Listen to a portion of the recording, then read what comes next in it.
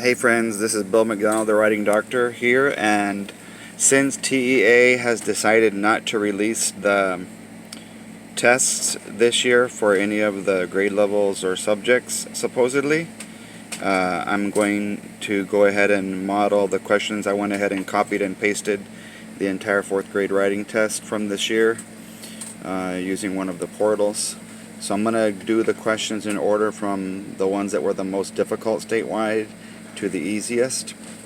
Let me go ahead and start with this passage here called Underwater Games. I really believe in reading the question first because many students do not understand how to read an entire passage or even a paragraph. They're on the sentence level, so the strategy I'm going to be teaching you is how to answer questions with students who are on the sentence level.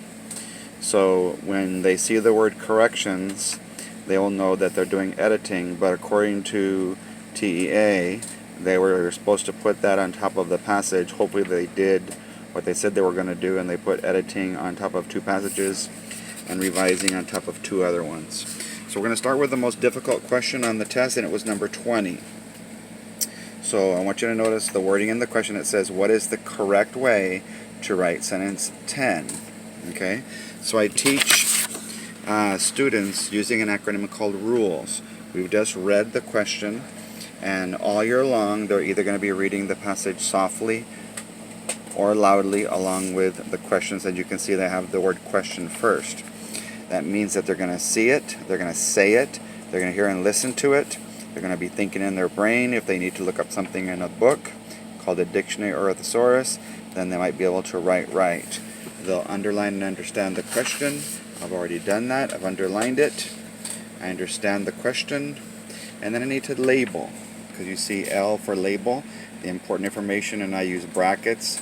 That way you don't actually underline periods and commas and cover them up. In each question and passage, you'll eliminate and explain the wrong answers. Then S of rules, select the correct answer on the test and in the Scantron. So if you look closely here, as soon as you see it says the word correct instead of the word change, then those of you that had my writing folder, if you look closely at number 2 here, it says what is the correct or best way to write sentence. Sentence as in singular, which is what it said. So once your kids see correct or best, they'll underline it, and they'll label ROF, which means that they either have themselves this kind of sentence, a run-on, or this kind of sentence, a fragment. A run-on doesn't have enough punctuation, and a fragment is missing the subject or the predicate. And usually when they say sentences, one will be a fragment and one will be a sentence. Okay?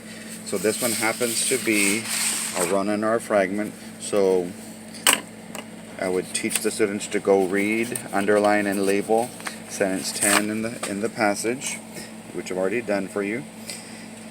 Here's the brackets that I talked about. Sentence 10, opening and closing. It says capital. And when you're having your students read, if they don't verbalize the capitalization and punctuation, they will often not realize that they have a run-on. So that's why I stress the importance of reading the test softly on the real test with a whisper phone, or just so softly that no one else can hear. And as you can see, this one only got 36% correct in the state as an average. That means only 1 out of every 3 kids knew how to do this question correctly. So it says capital, one kind of air bubble is shaped like a circle. Okay, that's one thing. It's called a bubble ring. That's 2 things. My brain felt a run-on, so there should have been a period there. It happens to be the perfect sea toy. So 3 different things about the air bubble. Keep that in mind. Alright? So we have to fix the run-on in one of these ways here. Let's now do the E of rules. We'll start eliminating and explaining the wrong answers or selecting the correct one.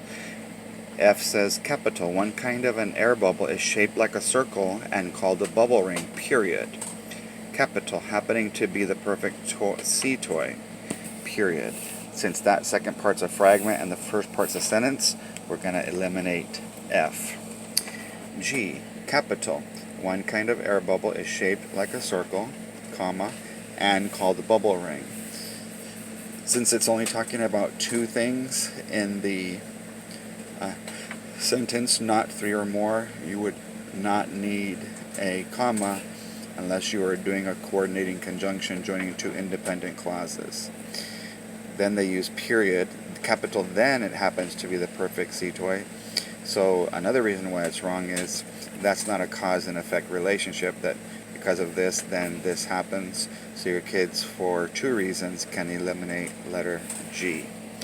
H, capital. One kind of air bubble is shaped like a circle, comma, called a bubble ring. When your brain makes you pause when you're reading, it's telling you that there's a run-on. So the second you hear that, it happens to be the perfect cetoy, then you mark, label, run-on, eliminate it, draw a little wall where they should have stopped. That means that somehow letter J is correct.